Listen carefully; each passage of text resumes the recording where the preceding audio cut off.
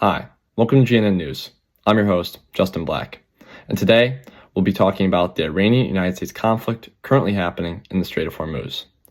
Coming up on our program, we'll be joined by our on-field reporter, Brian Yeto, as he interviews soldiers in the Strait of Hormuz and asks them what they think of the war. Following that, I personally will be interviewing both a Democratic and Republican candidate who are running in the upcoming New York State election. Now we go to our on-field reporter, Brian Yeto, live in the Strait of Hormuz. My name is Brian Yeto, and I'm here at the Strait of Hormuz, where the USA is currently fighting the Iranians. And I have a soldier here with me today, and I'm going to ask him some questions. So, how do you think the war is going in terms of troops and territory gain? We haven't really gone in on land yet. We haven't had a ground invasion. It's just been like an air invasion, but it's been going good. Constant bombings. You can see it in the sky. All the planes flying over. But I believe we're winning this war. Carson, what are your thoughts on the war? My thoughts on the war. I don't see a benefit to this war. My family at home has been seeing an impact with rising prices and all that, but I don't really see anything besides me not being able to go out and do anything. Now I'm stuck in base doing whatever. Carson, there's a lot of reasons to sign up for the military. What was your specific reason? My family got impacted on 9/11. My father died. He was a firefighter, so I decided to sign up and fight for my country and stuff I believe in. All right.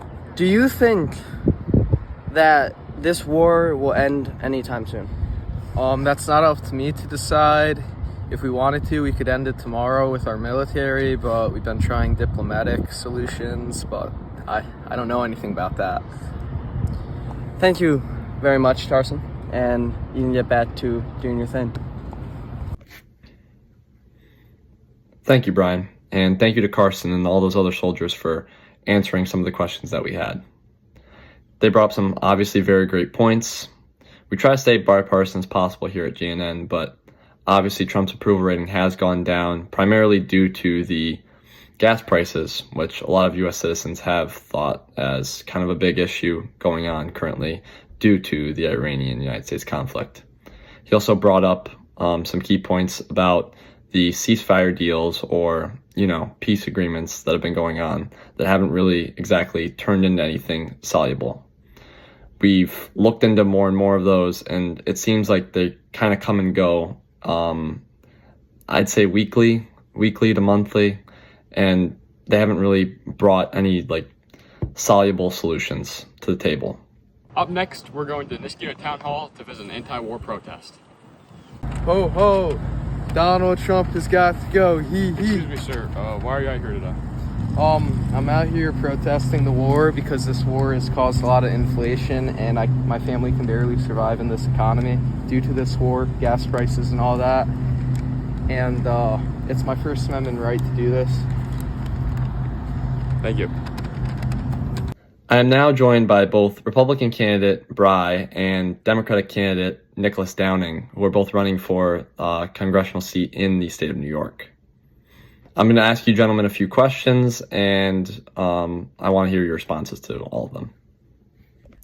My first question to you two is about the press, primarily the adversarial press currently in the United States. There's been some clear and obvious tension between some major media outlets and the current president, Donald Trump. I was wondering if you two thought their claims of the war being not in the best interests of the American public were correct or not. I agree with President Donald Trump in the fact that these news outlets, specifically CNN and the New York Times, are spreading false news and shifting the public's opinion on this war. I think the adversarial press is more necessary than ever. After the 2020 election, I don't know if the great U.S. citizens can trust the Trump administration. I haven't heard a clear reason on why we're fighting this war.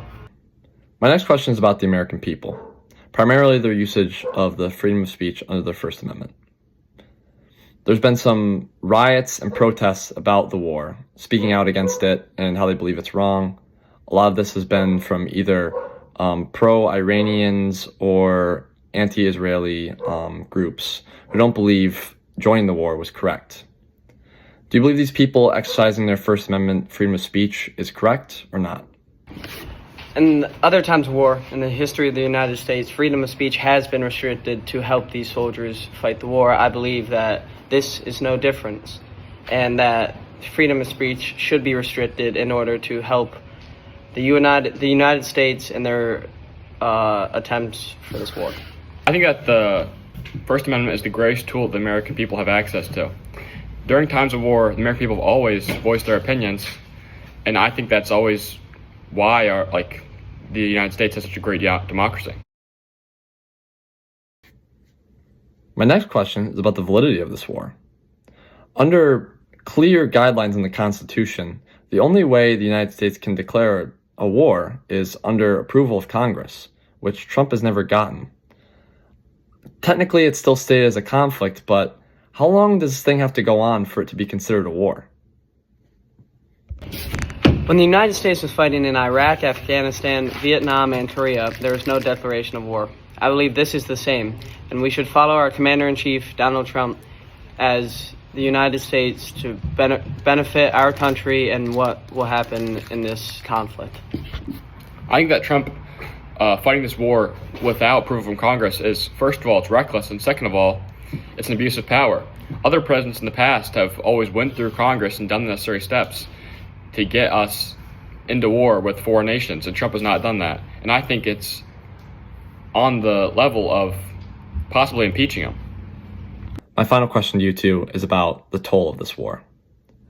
You know, obviously in the past, we've had numerous wars in which we've lost thousands of lives, millions of lives, and we've just come off leaving the Afghanistan war. What do you think the American people should think about this war? And do you think that this war going on for a continued period of time would be detrimental for our society? This war is necessary to prevent dangers to the United States and their allies because of Iran's access to nuclear weapons. If this war were to go on for extended periods of time, it could become detrimental, but it will not, because the U.S. will have a swift victory. To all the soldiers and their family, I'm sorry. While President Trump says we can easily overpower Iran, I haven't seen no evidence of this. Inflation is already rising at an unprecedented rate, and I don't want to imagine what it will be if this war drags on. Hold on. We have some breaking news from our on-field reporter, Brian Yeto, who's in the midst of a bombing strike going on currently in the Strait of Hormuz. We take you to Brian now. In Iran in 2026, Out of the way! 3,000...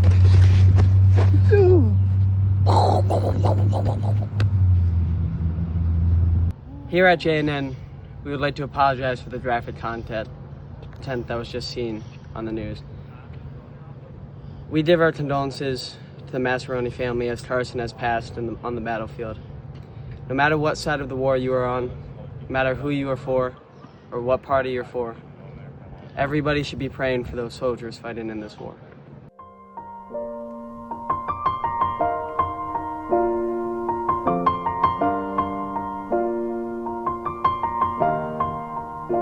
It's been a long day without you, my friend, and I'll tell you all about it when I see you again.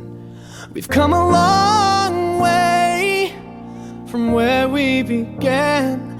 Oh, I'll tell you all about it when I see you again. When I see you